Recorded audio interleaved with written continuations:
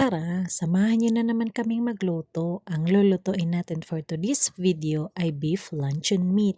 Bubuksan at hihiwain lang po natin ang ating beef luncheon meat para maprito na ito. Ganito lang po kakapal ang paghiwa ko. Depende na sa inyo kung gaano kakapal ang gusto nyo.